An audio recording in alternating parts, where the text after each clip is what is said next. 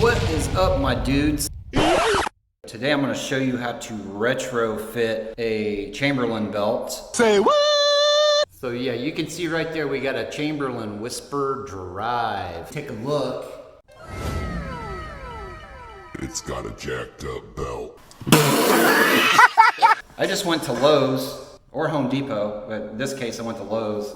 I picked me up a Chamberlain 8-foot extension rail kit, and that's going to come with an 8-foot belt. So we're going to cut this belt down, retrofit it to fit a 7-footer, because you know, they don't sell 7-foot belts at Lowe's or Home Depot. And also, if you haven't subscribed, go ahead and hit that subscribe button, hit that dinger for notifications so you don't want to miss any future videos, and you know, if you got something out of this, press that like button. All right, let's get after it. So now you're going to want to take your new belt and open it up. So right there is the 8-foot belt that we're going to be using. And then right here, a little bag, we open it up. There's the spring load part that we're going to need. And here's some chain links. It's got a couple nuts and bolts, which you know, I'll keep those, and you know, comes with some rope. We won't need that stuff. So now what we're going to do is you know, take this tape off. Like that and like that. You want to be careful if you use a knife. You don't want to cut the belt or anything. It's pretty tough, but nonetheless, you don't want to cut your brand new belt. Bruh. Go ahead and take these tape pieces off. All right, there we go. Now we're just going to lay this on the floor so I can show you what we got. So I've got the new belt laid out on the floor. I picked up the old belt, and what we're going to need is this part of the belt.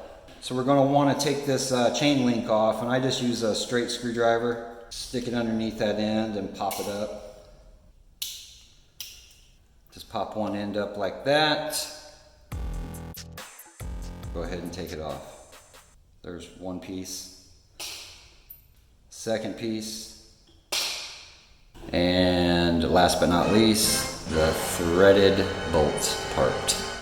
Okay, so the next step is you want to take the hook end, just like this, the hook end of your old belt and your new belt. Just lay them up, get them close to each other. So you're gonna wanna just kind of hold them like that, get it as close as you can, and then what you're gonna wanna do is just follow it down. Hang on to it nice and tight, pull it until you get to the end.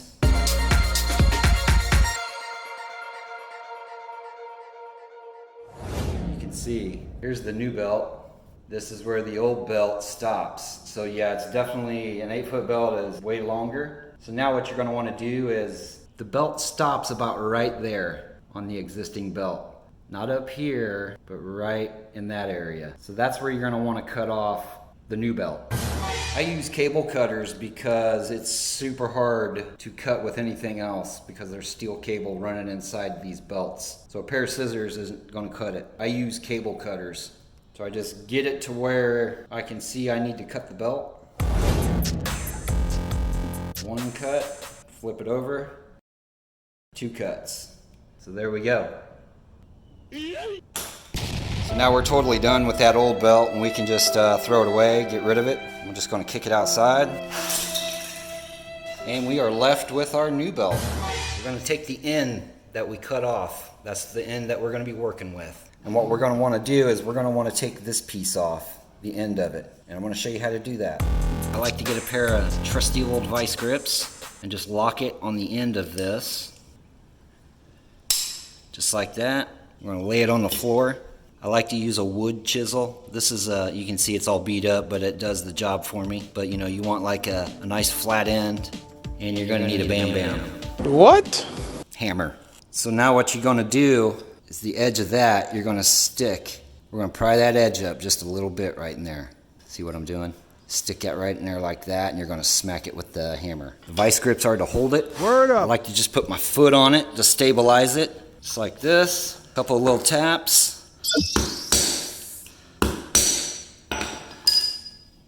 So you can see that end, it's kind of bent out now. Sometimes you got to do both sides, but you know, a lot of times just doing one of them, either this edge or that edge, does the trick. Yeah, this one's pretty tight, so I'm gonna do this edge a little bit. Put the foot down to stabilize it. No way! And you can see just one little tap and it came off. It's right there. It's the piece we're needing, along with this piece. And you can see the inside of this piece, these little tabs right there, they're running at an angle going this way. You see how the belt's designed? And that's so when you clamp it down, you know, it doesn't pull off of there. So now let's reinstall this. There's the end of our new belt. You'll take the flat side of this. See how this is curvy? It'll curve down. So flat side of the belt, put it like that. You're gonna put that belt kind of just at the end of this right there. And then this piece right here, we don't want it like that. Why? Where these tabs are going away from the end of the belt. So you want to make sure this piece and those tabs are going this way towards the end. That just slips right in there like that. You can see how easy that was. Right on. Just hook one end, hook it in there, bring it up, and you're just going to hold it like that. Then you're going to take some vice grips, lock it in there, squeeze it. You can see how it goes back into place. This part I like to use 2 vice grips. Squeeze that into place like that. Bingo. Once it's squeezed in there, I take one grip off.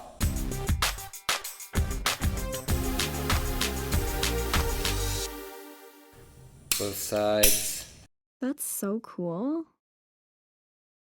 Take those other grips off. Go ahead and crimp that down, that edge down. And voila, there we go. So the next step, you're gonna need this piece and you're gonna need the chain links. Just FYI, the end of this is a D shape. So there's the flat side and then it curves around. So it's like a D. I don't know if you can see it or not. It's kind of blurry, but trust me, it's a D. You can kind of see here how it's flat. You're gonna want that flat part on the inside of the rail. What I mean by that is, you know, this is the side that's visible. This is the side with the teeth that are going around the pulley and the sprocket. You want that flat side with the teeth. The flat side, teeth side. Let's put this together.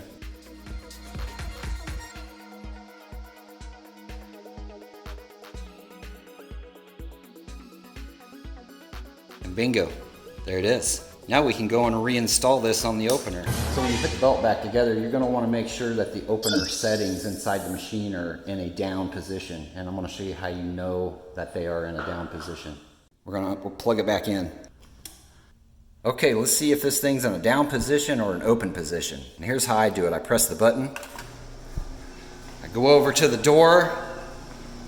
I'm gonna put my foot in the way of the safety sensor. I heard it reverse. Machine's still running. Okay, see that light blinking 10 times? Well, I know that internally inside that machine, it's in the open position. So now what we want to do is press this button again. We're gonna let it run until it shuts off.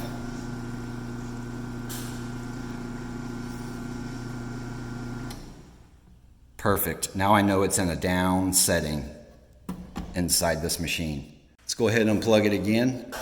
Safety first. Now it's time to reinstall this new belt. So now what we want to do, we want to make sure the trolley is clicked into place. As you can see, it's in manual mode still. It's not clicking into place, so you just flip this back like that.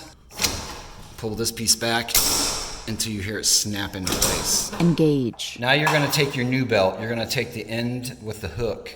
We're gonna come up to the front, we're gonna put it through the right side here. Now it's in there, let's go ahead and grab it like a rabbit. We're gonna take that hook, and remember how we hook it in the front here?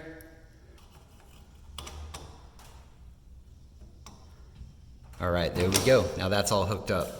Now we want to go ahead and just reinstall that pulley on there. We got the pulley, we got the nut and bolt. So let me do that. This is going to require 2 hands, so I got to put the phone down. All right, you can see I got the pulley back on. Like I said, 5/8, 9/16. Tighten that guy up. Make sure your belt is inside that pulley. We're going to take this side, this belt, and we're going to run it all the way back to the sprocket. So let's do that. I'm going to take it back. All right, so now I am back at the sprocket. You know, as you're pulling this belt back, sometimes you can get it twisted, but just make sure teeth are facing the inside, which it is. What I'm gonna do is I'm gonna pull this guy and I'm gonna hook it around that back sprocket like that. I'm gonna take the rest of my belt and just pull it down. Bingo.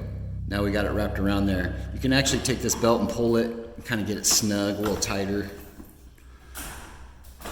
Just like that. And that's what we have. Now it's going around that sprocket. Now let's take our belt back up to the front. Now that we got our belt wrapped around the sprocket back there, and we came all the way, brought it up to the trolley, you're gonna stick your bolt in that hole there. Fire in the hole. Just like that. You're gonna take that spring and now you're going to screw it on there. Once you get the spring spun on there, do not forget to click it into place and spread that spring out. I use a flathead screwdriver and you can stick down in there, it will pop into place. Then you can adjust your belt. Now to the next step. Okay, cap is on, nice and secure. Now we can go ahead and plug it back in. So whenever changing a belt, you may have to adjust the limits just a little bit, not much if you use my method here. I think we're ready to try this to see where the limits are. All right, here goes nothing.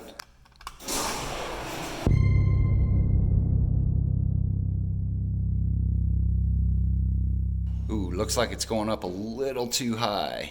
No! Maybe 5 inches too high. We're gonna have to adjust that up limit down just a little bit. Now let's take it down and see where it's at in the down.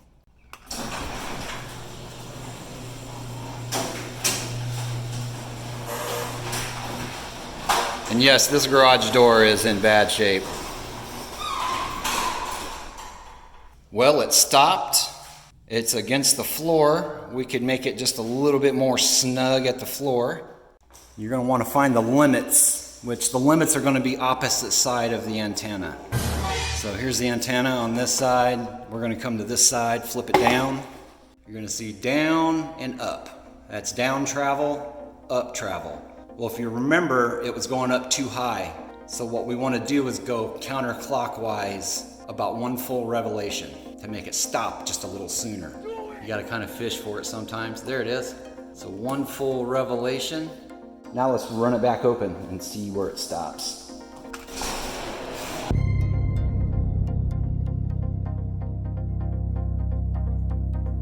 All right, bingo. It's right at the header, a little bit above. And that's where I like it. Oh yeah. Now we gotta adjust that down limit just a little so that way it snugs the floor. You just follow the arrow. See how that arrow is pointing down? If we go counterclockwise, it's gonna make it shut just a little bit more snug. And it's not gonna take much, maybe just a half a revelation once you get it on the limit. Okay, so I'm gonna turn it half a revelation, counterclockwise, and run it down. Let's see if that down limit's where we want it.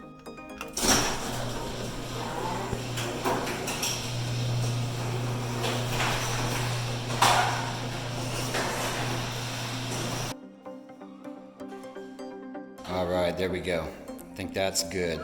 I know there's a little bit of daylight, but that bottom seal isn't too healthy, so. Now that we got it all squared away, call it a day. So yeah, guys, that's how you retrofit a belt if you're in a jam and you need a 7-foot Chamberlain belt. And just go to Lowe's or Home Depot and grab you an 8-foot extension rail kit. Use that 8-foot belt that comes out of that.